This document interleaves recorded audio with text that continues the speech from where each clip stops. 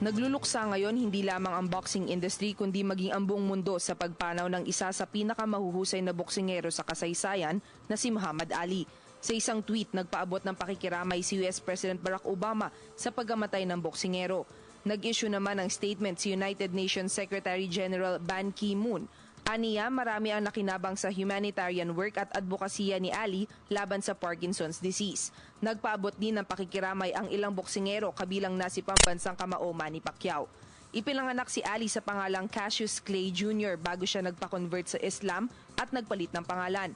Taong 1964 nang masungkit ni Ali ang kanyang kauna-unahang world heavyweight title laban kay Sonny Liston. Natikman ni Ali ang kanyang unang pagkatalo sa ring kay Joe Frazier, subalit muling napagtagumpayan ni Ali ang kanyang laban sa ikalawang beses na nagharap sila.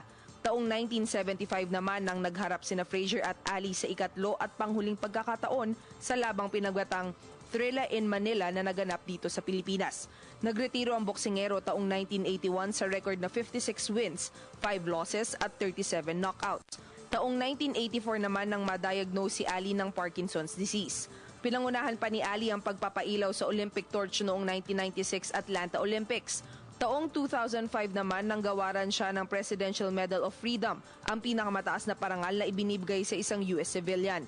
Mula noon, ginugol ng boksingero ang kanyang panahon sa pagpapagamot at fundraising activities para sa paghanap ng lunas sa Parkinson's. Biyernes ng gabi nang pumanaw si Ali sa edad na 77 dahil sa komplikasyong dulot ng Parkinson's disease.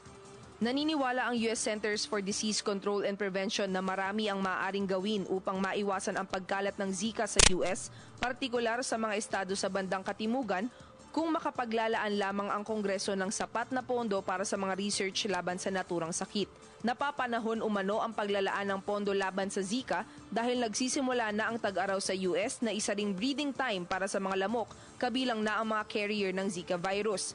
Ayon pa sa mga doktor, hindi naman isang malaking banta ang Zika virus sa kalusugan ng mga tao, subalit lubhang maaapektuhan nito ang mga sanggol na ipinapanganak pa lamang na mayroong birth defects, kabilang na ang microcephaly.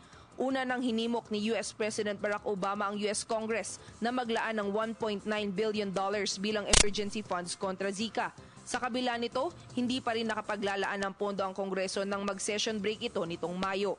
Sa ngayon, habang wala pang bakuna kontra Zika, tanging ang pagtataboy lamang sa mga lamok ang paraan para maiwasan ng mga buntis na makakuha ng Zika virus.